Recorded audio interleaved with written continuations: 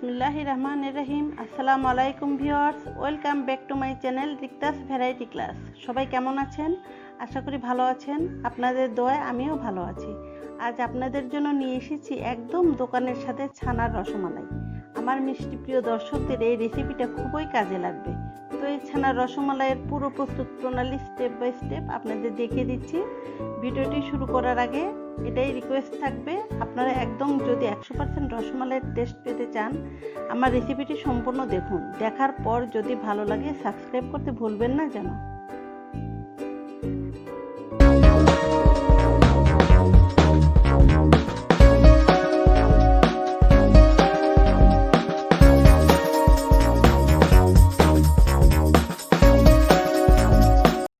তো ফ্রেন্ডস, আমি এখানে 3 কেজি দুধ জাল করে ছানা করে নিয়েছি। লেবুর রস দিয়ে আমি করেছি, আপনারা চাইলে ভিনেগার দিয়েও করতে পারেন, হোয়াইট ভিনেগার দিয়ে।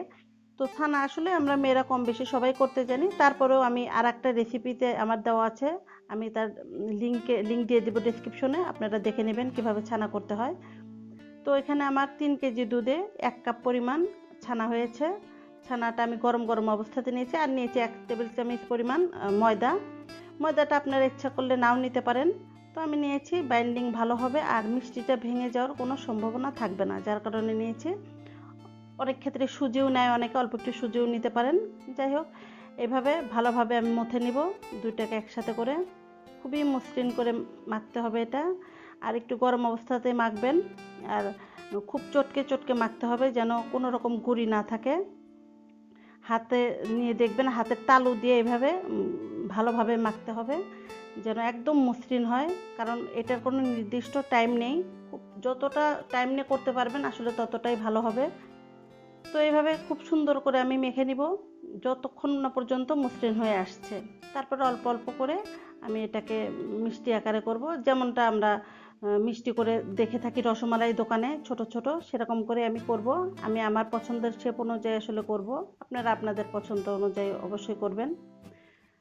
তো এইভাবে সুন্দর করে গুছিয়ে নেবেন, আগে গুছিয়ে নিয়ে এক জায়গায় রাখবেন যেন ড্রাই হয়ে না যায়। খুব সুন্দর করে হাতে কিন্তু কোনো তেল বা ঘি কিছু লাগাতে হবে না, কারণ ছানাতে একটু এক্সট্রা তেল থাকে, আপনারা সবাই জানেন। তো আমি গোল গোল শেপে করে নিচ্ছি, দেখিয়ে দিচ্ছি কিভাবে করতে হয়। হাতের তালুতে ভালোভাবে নিয়ে খুব স্মুথভাবে ছোট ছোট করে আমি করব, কারণ এটা যখন আমি ছিঁড়াই দেব তখন কিন্তু একটু ফুলবে, সেই হিসাবে আমি করছি। আসলে বড় করব না, অবশ্যই শেপটা কিন্তু আপনাদের পছন্দ, আপনারা চাইলে বড় ছোট লম্বা যে কোনোভাবে করতে পারেন। তো এইভাবে আমি সবগুলো রসমালাইয়ের মিষ্টিগুলো করে নিলাম। তারপরেও আপনাদের সুবিধার্থে আমি আবার আর একটা করে দেখিয়ে দিচ্ছি কিভাবে মসৃণ হবে। আরও আমি করতে করতে বুঝলাম যে কিভাবে আরও বেশি মসৃণ হয়। এক্ষেত্রে এই তালুতে প্রথমে নেবেন, নিয়ে লম্বা একটা শেপ করে চেপে চেপে করতে হবে। লম্বা শেপটা হওয়ার পরে তখন দুটা হাতের গর্তের ভিতরে গোল করতে হবে।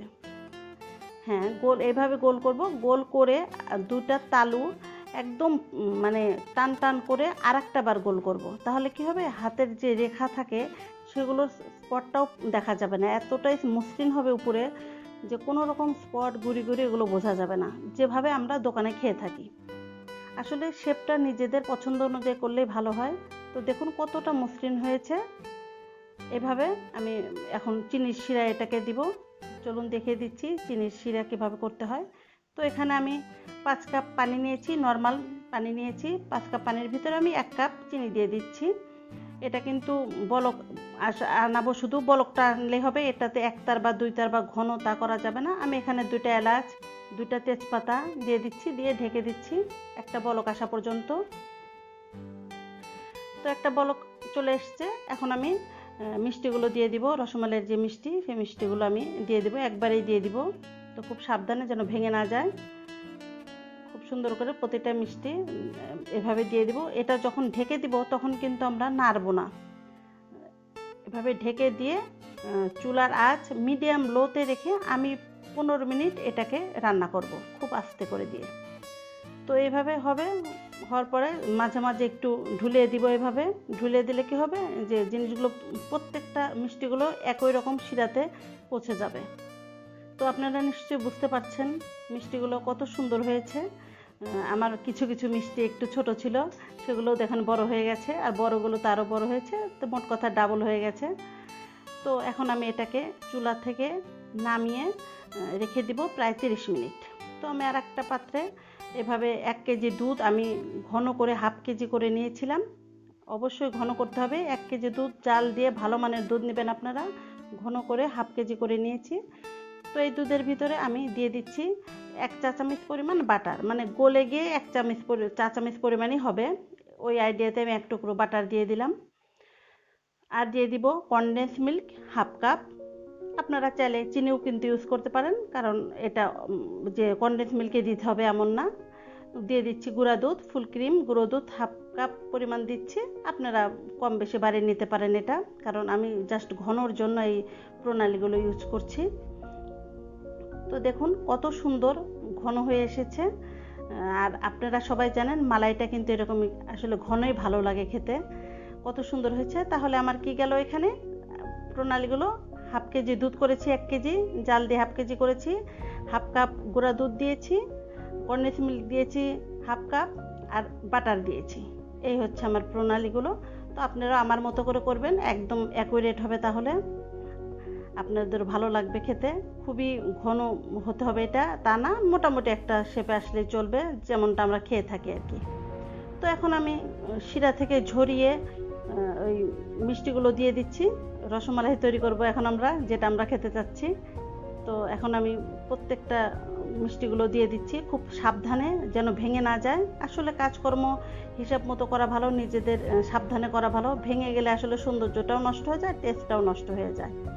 তো এইভাবে আমি সেই আগের মতো মিডিয়াম লোতে চুলা রেখে আমি 10 মিনিট এটাকে রান্না করব। খুব সুন্দরভাবে রান্না করে নেব এটাকে।